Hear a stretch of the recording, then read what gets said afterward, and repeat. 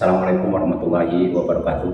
Salam sejahtera buat teman-teman semuanya. Selamat sore. Pada kesempatan ini saya akan membuatkan video terutama buat teman-teman yang betul-betul nggak tahu ya untuk cara pembuatan SPLP. Tentunya jangan sekali-kali ikut agen. Saya buatkan video ini buat yang memang benar-benar nggak tahu sama sekali ya. Kita mulai dari namun sebelum saya lanjutkan, saya buat yang baru singgah di channel ini, yang belum subscribe juga, silahkan dibantu subscribe dan jangan lupa untuk mengaktifkan tanda loncengnya. Ada dua hal yang harus teman-teman ketahui, sekaligus teman-teman catat, bila perlu video ini teman-teman simpan ya. Nanti teman-teman bisa ulang-ulangi. Yang pertama, teman-teman harus tahu untuk dua hal ya, yaitu persyaratan pembuatan SPLP, kemudian prosedur atau tata cara untuk pembuatan SPLP, yang ketiga untuk praktek ke KBRI. Tiga itu yang harus teman-teman ketahui. Kita bahas mengenai yang pertama terlebih dahulu. Untuk persyaratannya, teman-teman harus mempunyai dokumen data yang dikeluarkan oleh pemerintah Indonesia seperti paspor ya. Pengen buat SPLP masih punya paspor, paspornya mati. Yang kedua, teman-teman masih mempunyai KTP, ijazah, surat nikah atau buku nikah, itu juga bisa teman-teman gunakan. SIM, kartu keluarga.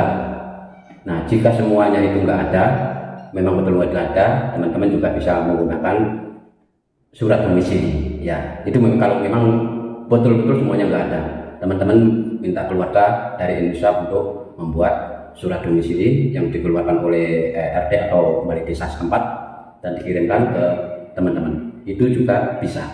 Dari kesemua data ini, nggak harus semuanya. Kalau bisa teman-teman pilih dua ya. Kalau memang dua nggak ada, ya satu pun insya Allah bisa. Insya Allah dipermudah. Itu persyaratannya. Yang kedua adalah membayar SPLP hanya Rp30, dan Rp30 ini dibayar bukan ke saya, bukan ke Pak RT atau Pak RW, tapi ke KBRI Kuala Lumpur, KJRI Pineng ataupun KJRI Johor Bahru ya. Kalau bisa menggunakan e-wallet atau KTP, kalau nggak bisa ya nanti bisa cash ya. Nah, yang ketiga adalah melakukan pendaftaran online terlebih dahulu, baik yang di KBRI GL, KJRI Pineng maupun yang di KJRI Johor Bahru. Tiga tempat ini semuanya harus melakukan pendaftaran online terlebih dahulu ya. Teman-teman harus bisa itu, dan insya Allah bisa kok. Semua video tutorialnya sudah saya sediakan. Teman-teman tinggal klik di deskripsi video ini. Itu tiga persyaratan utama untuk membuat SPLP ya. Nggak repot, saya kira nggak repot kan kalau teman-teman punya. Mengenai prosedur atau tata cara yang harus teman-teman ketahui, yang pertama adalah teman-teman harus mendaftar online terlebih dahulu. Itu tergantung dari tempat tinggal teman-teman ya. Bagi yang di area Lembah Kelang, PL, Selangor, Putrajaya, teman-teman bisa mendaftar antrian online di KBRI GL ya. Untuk alamatnya bisa di sini ya. Untuk video nanti saya buatkan juga, atau bisa dilihat di video sebelumnya juga bisa.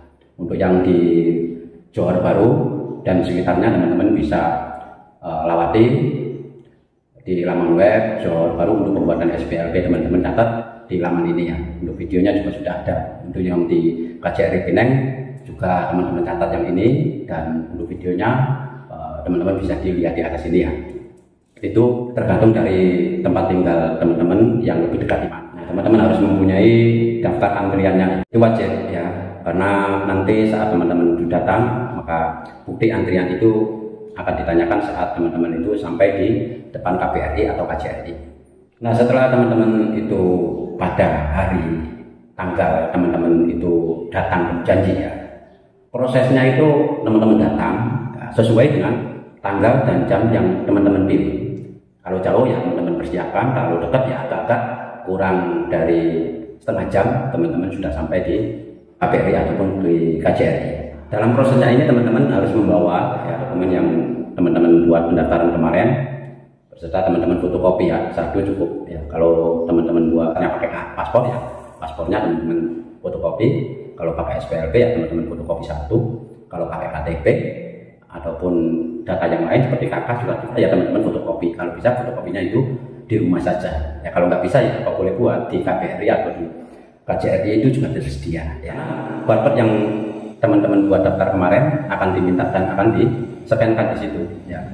Nah, nanti teman-teman akan mendapatkan nomor antrian. Setelah nomor teman-teman dipanggil, ya ada proses interview. Setelah teman-teman mendapatkan nomor antriannya, ya ada proses interview, ditanya sedikit. Yang memang pendaftarannya itu pakai KTP, KK, tidak memakai paspor, itu akan diinterview sedikit, ya terutama yang di KBRI. Setelah pemanggilan nomor, maka proses pemotretan akan dilakukan, dan setelah itu teman-teman akan diminta untuk membayar biaya sebesar Rp30, ya. Setelah itu teman-teman akan mendapatkan surat pengambilannya. Nanti teman-teman lihat tanggal berapa untuk proses pengambilannya. Ya, biasanya paling cepat ya, kemarin ada yang 1 hari, ya biasanya paling umumnya itu 5-7 hari ya, 1 minggu biasanya. Ya, kalau di Kuala Lumpur itu teman-teman harus mengambilnya pagi, ya seperti Kuala Lumpur untuk mengambil SPLP. Nggak tahu sekarang ya, biasanya itu 7 hari. Kalau yang di KJRI Pineng itu biasanya melalui pos. Teman-teman harus membawa surat pos. Teman-teman harus tahu alamat tempat tinggal teman-teman. Nanti bisa diposkan, ya. Terutama di KJRI Johor Bahru juga mengambilnya sendiri, ya. Kurang lebih antara 5-7 hari selesai SPLP-nya. Nah, setelah 7 hari bagi yang di KL ataupun di Johor Bahru, teman-teman tinggal datang dan mengambil, menunjukkan surat pengambilannya, dan proses pengambilan SPLP itu akan selesai dan teman-teman bisa pulang. Dan teman-teman bisa mendapatkan SPLP yang teman-teman butuhkan sebagai persyaratan untuk membayar kompaun 2025. Yang banyak yang bertanya ya, untuk masa berlakunya SPLP itu sampai kapan, berapa lama? Ya, untuk masa berlaku SPLP ini berbeda dengan paspor ya. Kalau paspor yang sekarang itu 5 tahun, kalau SPLP itu masa berlakunya itu 1 tahun ya. Karena SPLP ini hanya sebagai emergency dokumen paspor ya. Ini hanya untuk 1 kali kebutuhan untuk pulang saja ya, tidak dipakai untuk setelah pulang ya udah nggak terpakai lagi, seperti itu. Masa berlakunya itu 1 tahun. Jadi jika teman-teman ingin pulang lewat repatriasi migran ini, teman-teman buat saja, meskipun teman-teman nggak langsung pulang ya. Teman-teman yang penting buat terlebih dahulu sebagai jaga-jaga, mana tahu ada operasi atau apa. Jika teman-teman kena, maka teman-teman nggak perlu untuk membuat dokumen kepulangan lagi, dan itu memudahkan, mempercepat teman-teman itu pulang. Jadi itu saja yang dapat saya sharing untuk teman-teman yang memang belum tahu untuk alur proses persyaratan pembuatan SPLP. Sebetulnya itu sangat mudah, yang penting teman-teman pelajari. Untuk video tutorial daftar online-nya, teman-teman yang di KL itu bisa lihat di video yang dulu, yang di atas ini juga bisa. Nanti saya akan buatkan lagi ya. Jadi teman-teman tunggu saja. Saya sarankan teman-teman mempelajari dari semua video yang saya sudah sharing ya. Insya Allah semuanya berguna. Saya buat detail seperti ini agar teman-teman bisa paham dan bisa melakukan sendiri ya. Jangan anggap ini susah, semuanya itu mudah saja jika teman-teman itu serius untuk mempelajari. Saya yakin itu. Yang penting teman-teman subscribe dan bila perlu share buat orang lain juga. Tentunya kita akan jumpa kembali di video yang akan datang. Saya akhiri. Assalamualaikum warahmatullahi wabarakatuh.